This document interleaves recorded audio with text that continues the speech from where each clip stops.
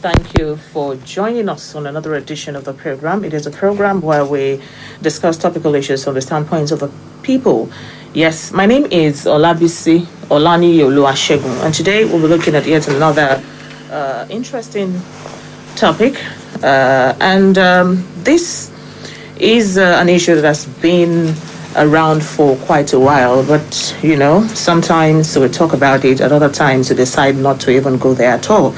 But I think this time that we, especially with the emergence of the COVID-19 pandemic the world over, and especially in Nigeria, and the rate at which the transmission is ravaging in the northern parts of the country, we should talk about the existence of Almajiris in the country, which of course has been an issue that has been linked to a lot of issues, especially in the north. But recently, there was an incident in this part of the country where we had the influx of some of these Almajiris in Ondo State and in some other states as well. Remember that very recently, northern governors came together to decide, they came to a decision that Almajiri system of education would be totally banned and eradicated in that part of the country for reasons best known, and of course for obvious reasons.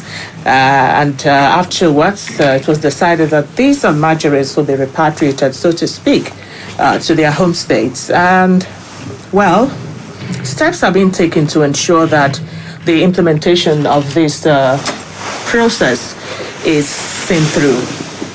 All right, for those who do not understand what the Almajiri stands for, it is predominant in northern Nigeria, and it is said to be an unstable Islamic educational system that leaves a lot of children vulnerable to different social vices, sexual, commercial exploitation, and prime fodder for a lot of anti-social groups, especially when it comes to security. A lot of issues linked to the existence of Almajiris, and we will be looking at these issues this morning. Right? Some people say that it has economic effects. Others say that apart from that, it is these Almajiris are constituting nuisance in the society. All throughout these assertions, we'll be talking about them this morning. I have two gentlemen in the studios with me. I have Mr. Zadok Akintoye. Thank you very much for joining us as usual. It's always a pleasure to be here. Thank you so very much. Mr. Akintoye is the Director, Media and Publicity of PDP in Ondo State. Thank you for coming once again. It's a pleasure to be here. Yes, and I also have Mr. Omoshua Olufemi, they call him Major. Thank you for coming on the show. He's a legal practitioner. Thank you for coming. Thank you. And also joining us this morning is Prince Adedapo Adelegon. He is a PR consultant and also a serial entrepreneur, so to speak. Thank you for coming on the show this morning. Thank you very much. Thanks for having me. All right, quickly, we kicked a lot of issues to talk about, but let's start from the recent opinion of Kaduna State Governor, that's Nasir El-Rufai, where he said that the Almajiri system was a political tool used to deprive education of northern regions. I start with Zadok on this. You have, I'm sure you have an understanding of how the Almajiri works. I thank you so very much for having me here. I think that it behoves on leadership in our country to take responsibility, and for the governor of Kaduna State to have alluded to the Almajiri system as a deliberate ploy to disadvantage the North will be quite unfair, untrue, and insincere. The truth of the matter is that the Almajiri system is a system of education where young people go to study Islam. It's the same thing as what we have in Christianity when you say you go to Bible school. So it's a religious process where people learn about the God they serve. But if you look at places where Islam is practiced across the world, you find the Almajiri system virtually everywhere, but not in the character that it is practiced in Nigeria. Because it's compulsory, largely for Muslim children to learn about the Quran, and they go to study about the Quran. That's what the Almajiri system is. Actually, something. It's an Arabic word, but in northern Nigeria, it's totally different. Let me put some statistics on the table. As of 2014, UNICEF estimated that there were about 6.8 million Almajiris in northern Nigeria, constituting about 72% of out-of-school children in the country million. As of 2014. And if you look at it, that's not the same. You won't find the same statistics in nations like Saudi Arabia, where Islam actually propagated from. You won't find it in other Arab nations, but you'll find it in Nigeria. So the core thing is for us to sit down and x-ray why is the Nigerian system a bit different. I think that the leaders in the northern part of the country should realize that the cultures they have permitted, the customs they have propagated, that has taken advantage of or giving opportunity for parents to become lazy and irresponsible over their children must stop. Because even in nature, you don't find a chicken raising his children and casting them away at that young age. All right, so those are the key issues that we should discuss on. Why is the Almajiri system, which is a system of educating citizens who are Muslims, children who are Muslims, on the tenets of Islam, why is it different in Nigeria? And why is it become an anti-social culture, particularly in the northern part of the country? I wouldn't want to be fair on this, so I'd like to sample your opinion as well. Do you think that El-Rufai was right to have thought or to have said that it is a political tool in the hands of some people to deprive the northern region of education, especially the children? Yeah, I think it is quite unfortunate that the northerners, the northern elders are waking up so very late. Though yesterday was the best time to do the right thing. Today, I think, will not be too late. I think when you look at the vision of people like Pa Awolowo had envisaged this for a very long time. Pa Awolowo had envisaged this for a very long time, especially... Envisaged what? Envisaged a situation like this. Okay. Where the population of the uncared for children under the guise of Almajiri will get to this level where even the so-called people who are training or teaching them about Islam will not be able to tame them, and it will get to a level where it will become a security threat to the nation. Okay. When you look at the very creative idea of Pa Awolowo, when he succeeded in giving free education to the southern part of Nigeria, what he wanted to do then, what he had succeeded in doing, was to bridge the gap between the so-called rich people and the poor people. And how do you do that? Through education. If you were born a poor person, as soon as you have education, you'll be lettered, you'll be educated, you'll be able to take care of yourself, your people will be enlightened. He wanted to replicate same. People like us pass through... You mean conventional education? Conventional education Western, now. okay. Western education. He wanted to replicate same. That was what made him to say, okay, let me vie for the position of the president of Nigeria. He knew quite sure that if he had introduced it indirectly, nobody will have accepted it, because there has been this talakawas and the very half syndrome system in the north, where some people were believed to have been born poor and they have to die poor. What he wanted to do then was, by the time he succeeds in becoming the president of Nigeria, he will have gotten the political will and make sure the very have and the have not will come together at a particular pedestal. And by the time he succeeds in doing that, but through education, and there will be enlightenment. there will be information.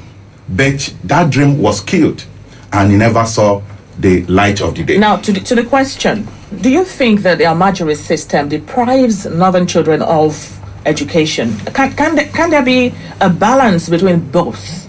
Yeah. Between conventional education and the... When you even look at the so-called education we are talking about, if anybody says the northerners don't have early education, you remember 3 things came to northern part of Nigeria through the Arab.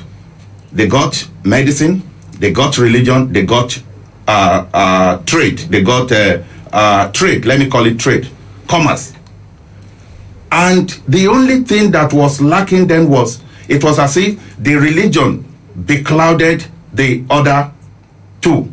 And ability to allow the Western education to mix with what they have has cost this. And some people now hide under that by using these so-called Almajiris. Some of them, some few number of them have become successful in Nigeria today. Even like Atiku Abubakar, it was a product of Almajiri. But when you look at the index, how it will have been in the southern Nigeria, where either you have money or you don't have money, you have opportunity of going to school, having Western education. You will see that somebody whom his father was nobody some 10 years ago, by the time he's educated, he will be able, he will get employed, he will have information, he will talk about health, he will talk about legal implications and some other things. Okay. So he will be able to educate these people. All right, Mr. Olufemi, I would also want to sample Prince Adelegon's opinion on this. Well, it is believed that the Almajiris, or the average Almajiri, is an economic refugee. We would come to that later to find out if this is the reflection of what the Nigerian economy is saying, especially at this time. It's not a new thing anyway, it's been around. But do you think the Almajiri system is bad altogether? Talking about the general concept of bringing children together under the same roof, the concept of bringing them together under the same roof, to learn Quranic studies and all that, is it a bad idea? Well, absolutely not bad, in the sense that if you look back, the northern society runs a theocracy. Islam is a way of life. Definitely. Okay? And we can't, it's like in Iran or in Iraq, on some of the very strong Muslim nations, the beginning and end of education is Islamic education. As a matter of fact, you are regarded as a malam, an intellectual, because of the depth of understanding of the Quran. So in societies where that is the norm, we cannot say it is bad, because ours is different. What is bad is the lack of social tools and facilities to cater for these children. If they learn Quran, and because Islam itself, for those who understand it, is a high intellectual endeavor. And societies, there are people that have learnt it to the level of science and mathematics. The point is caring for these children, abandoning them to their own volition, going around to find food and, more like beggars. That is not good in any system. Okay, now let's come to the issue of, I want to link this to the economy of the country, probably. You rightly said when you were trying to paint a picture of how the whole system works, that most of these children left their homes with parents, actually, and they are left untended, meaning that they escape poverty probably to, apart from learning Quranic studies, they also come for greener pastures, so to speak now. Most of them work during the day, they go begging, they go to, houses to sort themselves, so to speak. Now, is this a reflection of the economic situation of Nigeria or the leadership concept as we have it in the Nigerian setting? I think it has more to do with leadership. And leadership failing across different strata. Leadership in the home, for those parents who take the decision to conceive these children and then abandon them on the street, that's a leadership failure. Leadership of government, structured government, where government does not put in place laws and regulations that can help to protect the survival of that society long term. So I think it's a leadership failure. But by and large, let me say something about the North. The Almajiri system in its own is not the same concept we have of it in Nigeria, particularly in the northern part of Nigeria. And I do beg to say that if it had been Christianity also in the North, and that Christianity had provided scriptural opportunities that can be taken advantage of by the people in the North, they will still have the same issue. So it's not about Islam as a religion or Christianity as a religion. It's about the people. For instance, there are several portions of the Christian scriptures that gives allusions to similar things like this. But you don't find people taking it as a culture. If I am permitted to have 20 children and society does not complain when my children roam the streets, I become a proponent of a culture that in the future is going to challenge the entire society. And in the North, people have used Islam as a religion to excuse their incapacity as parents. Because in nature itself, the structure is that when you have a child, a human child, stays 9 months in the womb, there's a reason. Because the process of creating a human child and because of the purposes for which the human child is going to govern or rule society demands that he must be perfectly made. He spent a long time in the womb. It's not like a chicken. It's not like a goat. It's not like a dog. Is a human being. And so when he comes into this world, if you look at the period of childhood, which is not just that period between when you are 0 years and 7 years, it's actually until you leave your parents' home, because you become subject under the authority. And that's how nature has created itself. That's why we spend longer periods of time under our parents' tutelage to learn how to govern society. But you find in the North, a situation where people leave children as young as 2 years, 3 years to roam the streets, to beg for what they are going to eat, to go scavenging like animals on the street. And that society, I'm linking it back to leadership, that society accepts it as the norm. And so it has become a culture that is excused by religion. Because they know that religion is premised on a God existing somewhere. And all the scriptures are assumed as this is the instruction of God. So some people will use opportunities or saying that, you can't go to God to ask him, oh yeah, what do you think is the norm? So they use that as an excuse. So I tie it back to leadership.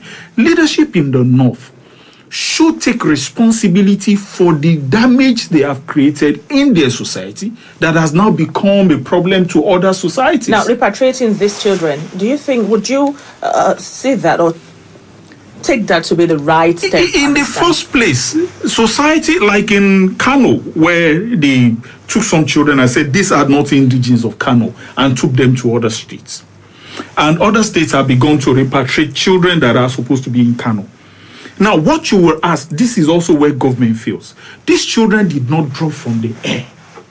They were not created by animals. Parents should be repatriated to their home state. Not just their own state. It's not the home state that should take responsibility for them. It's the parents, the homes where these children were created from. Some person in the confines of his home goes through the process of procreation and then creates a child and drops that child on the laps of society to fend. It's not done. Even a dog spends some time protecting his children. Well, I think... so that's where I think that government is failing. Government of Kano saying that, okay, we are repatriating children that are not from Kano. It's like government taking responsibility, and government did not create these children. They should take responsibility for their own states by ensuring that their citizens become more responsible towards the children they have. You don't give birth to children you can't take care of. And if you have born any child, it becomes your responsibility not to allow that child to become a terror on society. That's not Nigeria's reality. A lot of parents cannot even take care of themselves, let alone the children. In southern Nigeria, it's a different thing. In the eastern part of the country, it's a different thing. Okay, in the western part, it's a different thing. Okay, let's relate this to the Nigerian society, which of course is the immediate environment. Zadok has been able to highlight some points, but the original intent of the originators of this system of education is to have the students deeply rooted in Islam, to have them get full understanding of the Quran, and probably, maybe apply it to other walks of life. But there has been this detriment, which is the lack of Western education. I remember vividly during the tenure of former President Goodluck Jonathan, there were schools built across the north to cater to the education of the Western conventional education. But along the line, these schools were no more in existence. Probably they went into extinction, and we really do not understand what accounts for this. Now, the question: you are a legal practitioner. Repatriating these children back to their home states, has any law been broken? That's the first question. Like, for instance, the right to freedom of, movement, association, has that been broken? And do you think that there could be a good balance between both? These schools, can they be resuscitated? Can they be sustained so that these children would also have the right to Western education while they learn Quran? First and foremost, I will, as a matter of an addendum, join issue with what Zadok just said. Okay. The Yorubas will say, "Ibi bobo not in ko adiyale." This thing that the northerners. You would have to translate that. Okay. Maybe after this program, I am stopped. Yeah, that I think anybody who is not Yoruba literate should learn more about Yoruba. But to face the question, when you look at the problem, the scenario of the North today, as far as Almajiri is concerned, you still discover that we still have similar situation in the South. But it's just that we have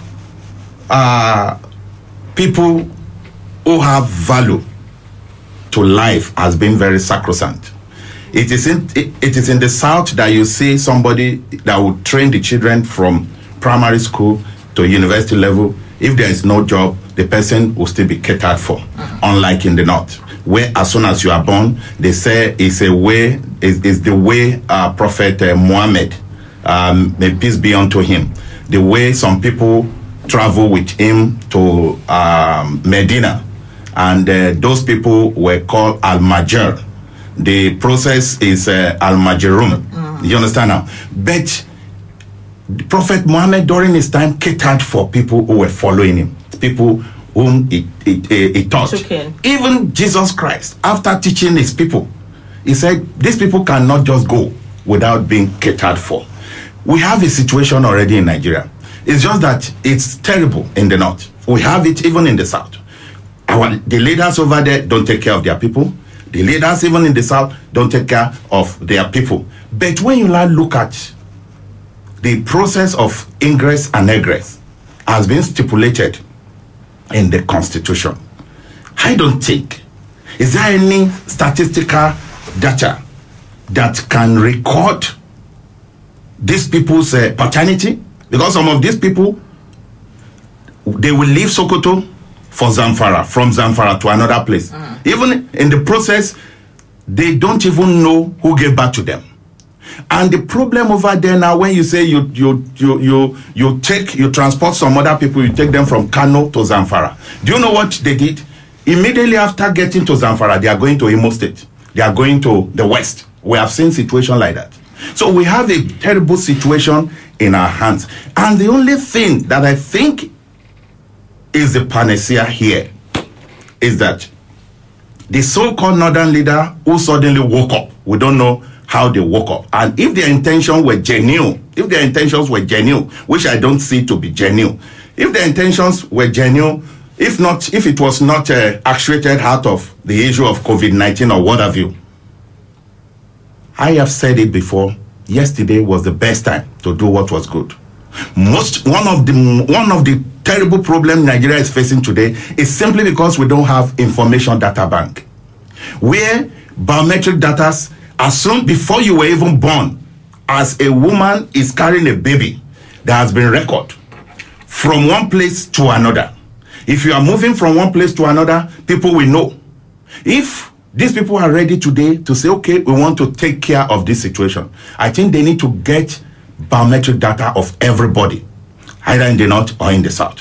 From there, you now begin to take care of people. You mentioned the issue of Goodluck Jonathan. Goodluck Jonathan knew that a situation like this was going to come up. Then people called it political. He wanted to pacify the north politically. But funny enough, we have a nation where when you build infrastructure, when you build structure, other successive governments, when they come, they don't maintain it. What stops even the man that took over from Goodluck, that is even from the north, what stops him from continuing when a very creative situation like that came? What stops? But everything in Nigeria, when somebody starts something, another person will say it was political. And that is why we find ourselves in this situation. It's quite unfortunate. Policy somersault, they call it. Yeah. Okay, now, you are a legal practitioner. The third part of my question you must answer. Yeah. Is there any sort of legal backing to this new move by the northern governors? There is no. It is illegal. Good. It is illegal. In Nigeria, we have under Section 36 and some other sections under it, where it is stipulated freedom, fundamental right, freedom of association, freedom of movement. If somebody has stayed in a particular place, even for up to 10 years, he has the legality to be called a member of that society. And these children, they said, you can't prosecute somebody for an offense that cannot be found even in a statute book. There is no offense being committed here. Except for the fact that these children constitute, according to... if they constitute nuisance. And the constitution of that nuisance, what was the nexus? What was the cause? It's like a child is leaving the house in the morning, you saw Gary in one pocket, you saw 10 naira on the other pocket, and you start slapping the child. The first thing to ask the child is, did you eat this money? Have you eaten? If the child has not eaten, essence of livelihood has not been justified for that child. Okay, thank you, Prince Adelegon. A 2014 UNICEF report estimated that there are 9.5 million Almajiri children in Nigeria, making up to 72% of the nation's out-of-school children. And of course, it is no more news that poverty in the north is overwhelming.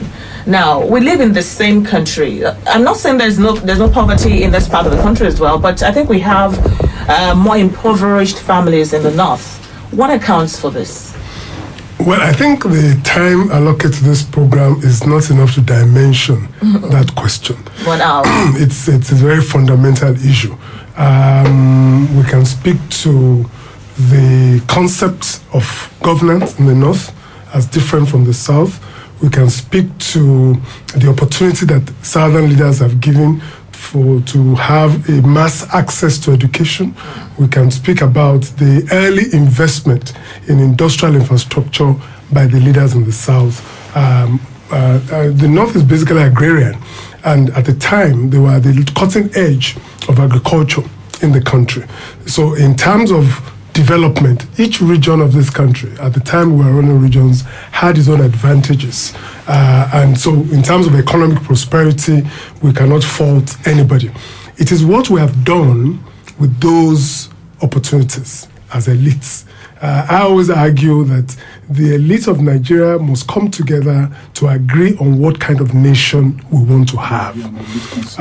Because it must be elite consensus. And it's not just about the consensus, it's also about enlightened self-interest. In other parts of the world, the elite have decided that all policy formulation and exertion will be underscored by compassion. That is what they've done.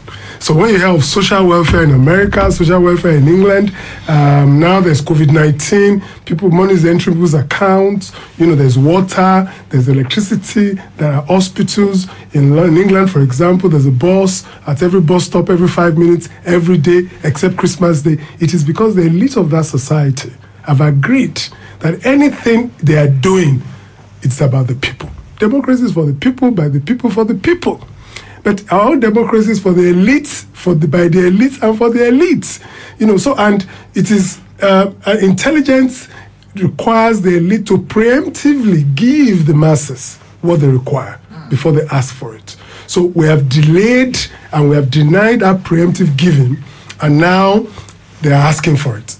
A couple of weeks ago, we saw pictures of people gathering in front of elite estates in Lagos and insisting that they are hungry and nobody will go in or out unless they're given food. That is the beginning of pandemonium. We're in a pandemic, but we're about to enter a pandemonium because of what we have failed to do over the years. So we can fast track it. And the way to fast track is to say, look, everything that we're doing will be anchored on compassion. It's about the people.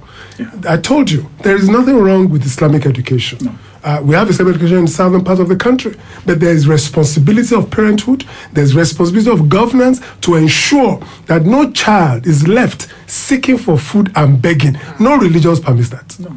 Okay? And so the reality is that the elite, both from the north and the south, must come together and agree how we want our society to run and ensure that issues of social welfare, water, electricity, education, health, are primary issues before cars are bought for legislatures, before money is voted for overseas travels, and so on and so forth. Then secondly, I think there's a message for the southern elites. We may assume that this is a northern problem. It is not. It's a southern problem. The solution to the problems of the north is in the south. The solution to the problem of the north is in the south. In the south. How so? Okay. The reason is this. By virtue of our early education exposure to Western education liberalism, okay, and the concept of urban living, virtually every city in the south, particularly in the western part of the south, is an urban city. It's urbanized. Akure, for example, can be like any city in the UK, apart from rail lines and whatever, but in terms of urbanity, we live as if we're in any part of the world. We have been given an advantage by God. And the north is an integral part of Nigeria. Now, you hear that these children are being trailered to different parts of the west.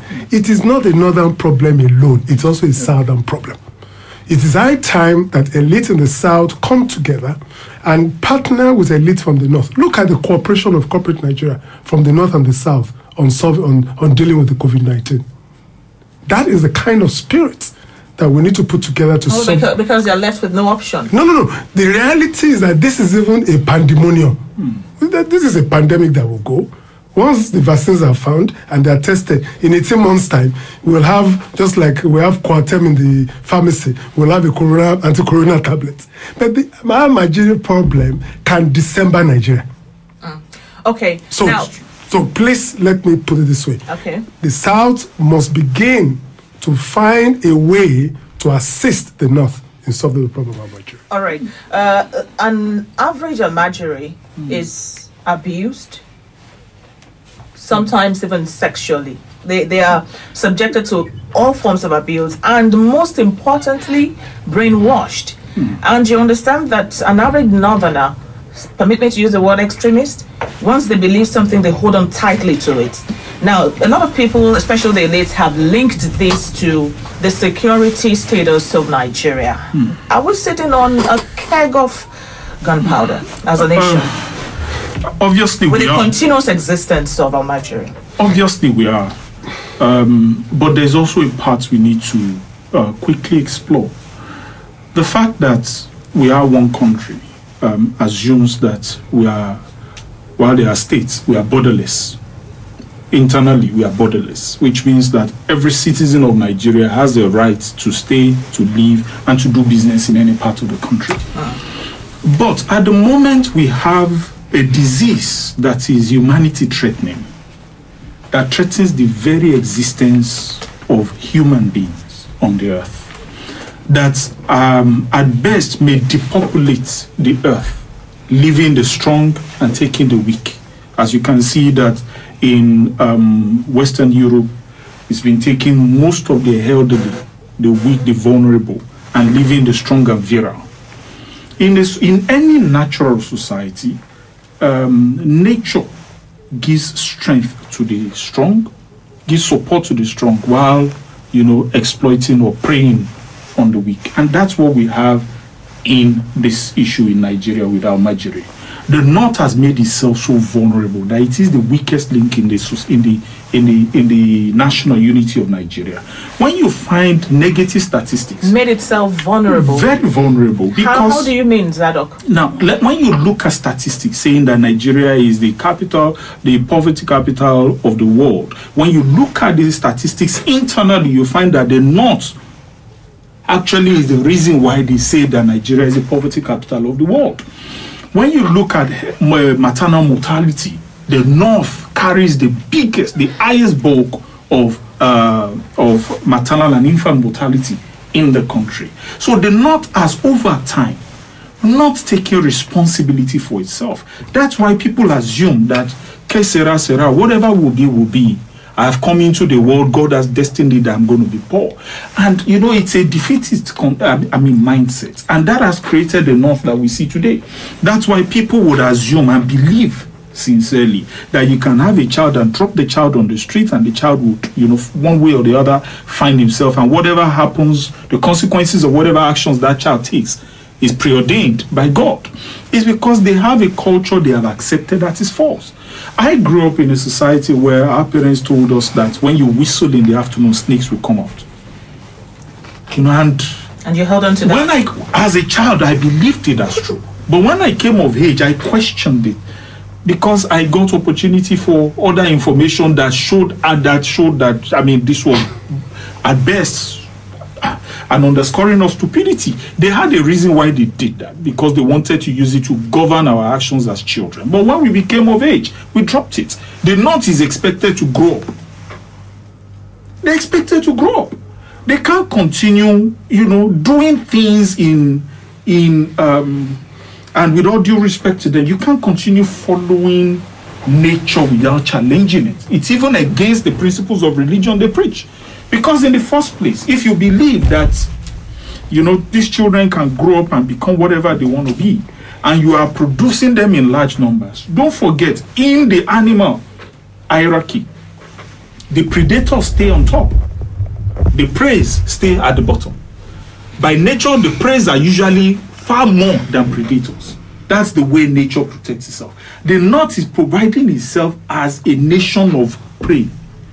Okay. Because you talk about sexual violation of these children. It's because they are creating prey. They are creating, it's at the bottom rung of humanity that you find people that procreate at huge numbers without taking responsibility for them. All right, Mr. Olufemi, in September 2019, the Nigerian police rescued more than 300 boys and men found chained at an Islamic school. That's in Kaduna, northern Nigeria. Now, the victims, some of them as young as 5, were not only chained, they were bitten, and they had multiple scars. I want you to picture this sort of scenario. This sort of children would have had some belief, how do I explain now? They've been tortured, so to speak, traumatized, and whatever they are made to believe is what they see. Now, I'm still going back to the issue of security. Some of these children, they are highly vulnerable. They are highly predisposed to being forced into joining any sort of social groups that could eventually, have an effect on the general security of Nigeria. Now, if this system of education continues in Nigeria, do you think that the country is sitting on a very big keg of gunpowder regarding security in Nigeria? My dear sister, bearing in mind that we have a lot of anti-social vices all over the place. The Boko Haram is there. We have all the headsmen, and most of these children are not even Nigerians. Some of them are from Burkina Faso, from neighboring countries. I think this problem should not be handled with kid gloves. And because it is more than what we can imagine. This has been a norm. And when I call something a norm, you know what it means. Something that has grown with some people, not even before we were born. And if we are going to handle this matter, I think people who have benefited from this will understand how it feels. Mostly, some of the leaders in the North now, even if they didn't benefit from it, some of them knows what it means. Much as we handle it as a general issue to be tackled, but I think nobody knows how to drink water more than somebody who got drowned, because it will use nose, it will use mouth, it will use his ear to drink water. And these are people that will be able to tame this. This scenario that you just painted, the one where some children were found. Do you know that some of them confessed that it was their parent that took them there? Some of them were orphans. Somebody wanted to take over their father's property. We just go and complain about this. So it has been something that has been working over time that people don't even see as a problem. That's why I say when the northern governors come together, they are just, I see it as a rant when they are saying it has to stop now. A problem that did not just come yesterday. I think they need to think inwards, because this thing, is it a problem that just came yesterday? It's a problem that has been on. It's more like a culture. It's actually culture. So who is going to do, what Prince said here? It's supposed to be an unlecopacity thing that, okay, we shouldn't say, okay, it is about not. But me, I don't know much about Almajiri. I only see them whenever I'm going to Kaduna, I will just see them like bees. They will just come out as Zuba. Looking all tattered. The very first day I saw them, I was scared. Children holding plates. In fact, at a point in time, it become a threat that these people may waylay us. Now, if we want to handle this issue, I want to believe it requires sincerity of purpose. Not just that some people were talking about COVID-19. They said some people now, they are doing it because they want money, they want this. If they are treating it that way, it's like when you have many trees falling on top of each other and you are packing it from under, you may not get anywhere. If these people, if they are really serious, the people have passed through it, they are Hemias. Thank God today we have somebody who is from the north that is the president. They will say, we want to put a stop to this. And I strongly believe that the best way to handle this is let us know how many people we have in Nigeria. Okay, before we start to link this with COVID-19, of course, you know that the basis of this all the recent conversation we're having regarding Almajiri is because they found out that some of the children are infected with COVID-19 already, and then decided to take steps. But first, is there a possibility of sanitizing the system, the Almajiri system, where we can control the children from, joining bad gangs, so to say, involving in antisocial activities and all of that, and still retain? You said in your submission that it's been with us for a long time. It's not a new culture. Yeah. So, do you think there's a way we can sanitize? The government can sanitize the system. I just said it. The best way without to nip scrapping. it. Yes, the best way to nip it at the bud is when you know the number of people we have in this nation. Irrespective of somebody will say, I am a woman in Puda, I am inside my house, nobody comes to my house to check me. As soon as you have your pregnancy, you go for antenatal, you are registered. We will know if that child is born or that child was not born. It's not born. And as soon as we have that child, we know that so child was born so time. If we have it, if we mustn't even be like the Europe or the Americans. Let us look at Senegal here. They've been doing that. By the time we have biometric data of people that we have in Nigeria, we will relate it to people that are on ground already. And we have to begin to take care of human being. Not this, because this issue of education, a malnutritious child cannot be taken care to its normal stature in a day. Okay, just like Prince Adelego said, yes, governance should be anchored on compassion. On compassion. In summary. Yeah. Okay, now let's talk about the recent influx of this Almajiris in Ondo State. I have some sound clips there of government officials who were actually trying to handle the issue. We'll play that, but before we get there, Prince Adelego, despite the fact that COVID-19 is ravaging surround with us and different state governments have taken different measures to nip this in the bud to contain the transmission of the virus, part of which is closure of borders. But despite this, we still have people coming into the state. Ondo State is my major concern now. We have people sneaking, so to speak, into the state, and this calls for concern. What do you think should be done to ensure that we do not have more cases of COVID-19 in Ondo State? Well, I cannot give a definitive answer because the governments are in a better position to speak to those challenges. They're in control of the security apparatus, they have the data, and so on and so forth. But I'd like to speak in a more comprehensive way about COVID-19. One is not a death sentence. It is a virus that will go once we find a vaccine. Maybe we have to be in this for the next 18 to 24 months. Between that time and... That sounds scary. But that's the reality. That's the reality. And what we need to do very quickly, particularly governments, to stem the desperation of people and the anxieties that compels them to want to leave and things like that. Would you blame the people? For instance, in Kano State. No. For instance, in Kano State, where we have mass deaths recorded. Yes.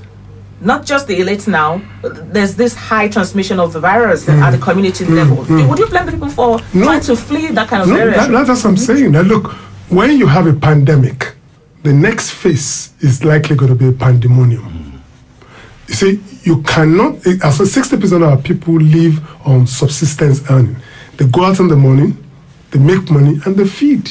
We don't have a social system that gives money to people that don't have jobs, that helps the poor and the needy and the old. We don't have all of that. We don't have water, and we expect to be washing our hands every 10 minutes. With what? Spittle? We don't have hospitals. If they will have them, they are not equipped.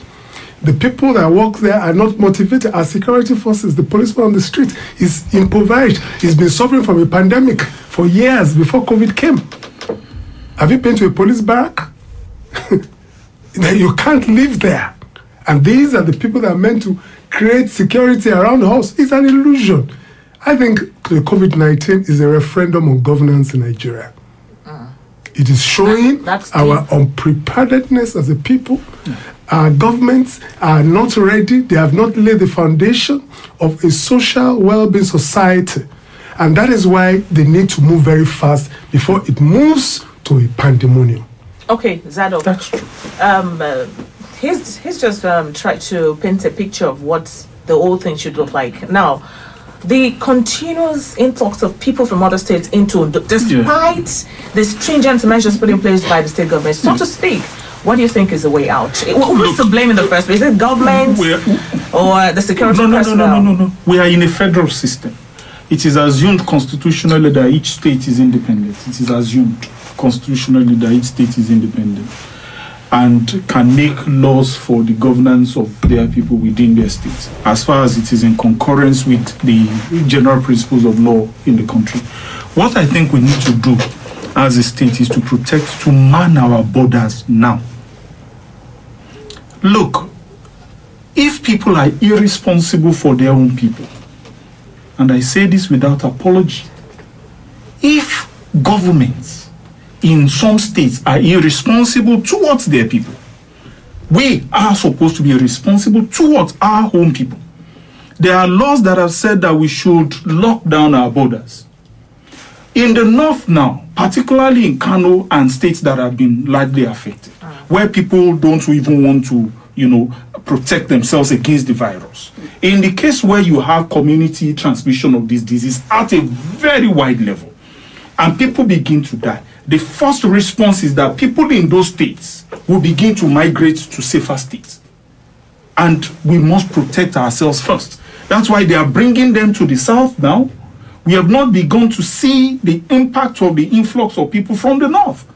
We don't hold without apology. Under the guise of transporting essential. Yes, now is the opportunity for states to man and close their borders, because we have a federal government that has commanded that states must protect their borders. There is no interstate transit. That's why, quickly, please, let us block our borders. We don't hold the people of Kano or Sokoto that refuse, because I'm paying a price in my home, locking my children in the house and putting nose guard. If they are not doing the same thing, and then the disease catches them, I don't have to bear the burden of their responsibility. If you find them being transported to Ondo State, move them en masse back to where they are coming from. No apologies. Which exactly was what... move them en masse to where they are coming from. Government officials, Almajiri, that's the ST Security, and ST Special Duties doing your debut. Well, I have some of the excerpts of that conversation, and we're going to play them. Now we're back. Where are you coming from? Are you mad? Are you deaf? Where are you coming from? Who brought you? I was small motor will carry me, sir. That's small. That's small motor. That's small motor will carry. How many? 25 go carry it. So where do you go now? Where do you go? I won't go Ondo, sir. Ondo? Ondo State. No, I did. For Sabu, no, I don't give that woman. Now, only that way keep on. I will come back. Okay, you go keep them there. Come back. Yes, sir. Okay, go back to where? For Sokoto, sir. Sokoto, how much you give them for? 10,000. 2,000 per person? No, all. 2,000. 15,000. 15,000. Okay, 15,000. Which month is you go for here? That's small motor will carry make a pack up for Ibadan. No, what we are trying to do is to return them to where they are coming from, because we know they came through a state before getting here. They came through a border. Whatever means which they get themselves into Ondo State, we are taking them back now. We are escorting them back to Ishua or Ibilo. Let them go back to where they are coming from. Let no northern element pretend as if they don't know. They know. They've been bringing them. Let nobody pretend as if they don't know. You created a problem, solve your problem. You have a socio-economic problem, face it and solve it. It is wicked. You bring in people at night, in the dead of the night. You bring young men, young women. You take them to Elisha. You say they are mining gold. You dump them at Ijare. You do all of these things. In a short while now, you see how these people will be creating crisis everywhere. Okay, points made already. That is to say that the government of Arakuni Oluwasegun is actually not folding arms and watch this northerners, so to speak, infiltrate the state and causing more harm than we already have. Well, because of our time, I want to thank you, gentlemen, for coming on the show. And we do hope that government continues in that trend because we cannot afford to record more cases of COVID-19 and just that we've had enough. Thank you very much for coming, Prince Adedapo Adelegons. Nice to have you join us on the show. Thank you. Mr. Moshe Olufemi, thank you very much for coming. And Mr. Zadok Akintoye, thank you for always. It's always a pleasure being here. This is a good place to end the conversation today. We return next week, Thursday, God willing. Remember that COVID-19 is still very much around. Stay safe. And please be responsible. My name is Olabisi Olaniyi Oluwasegun. Good morning.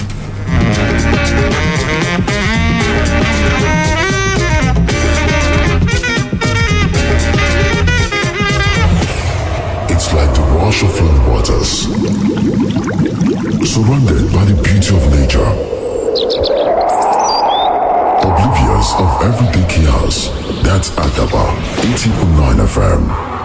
The beauty that brings order to our everyday struggles.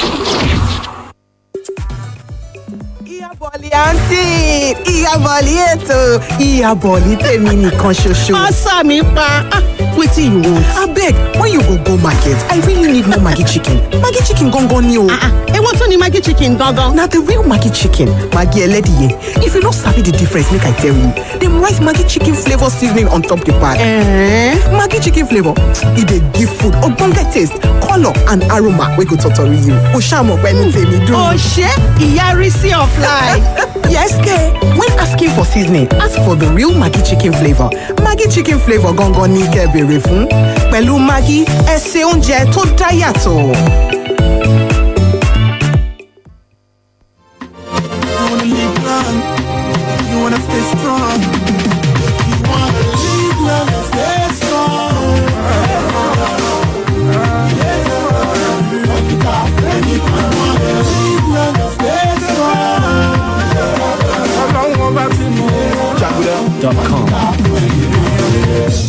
Ogun bílẹ̀ afúnni ni wọ́n sọ, olóyún abẹ́rẹ́, láì ṣiṣẹ́ abẹ́, ewé ń jẹ́, ogun jẹ́. Má ṣe lògùn, without doctor's prescription. Mo tẹnumọ́, all on doctor's attention, if you need solution. Mo tẹnumọ́,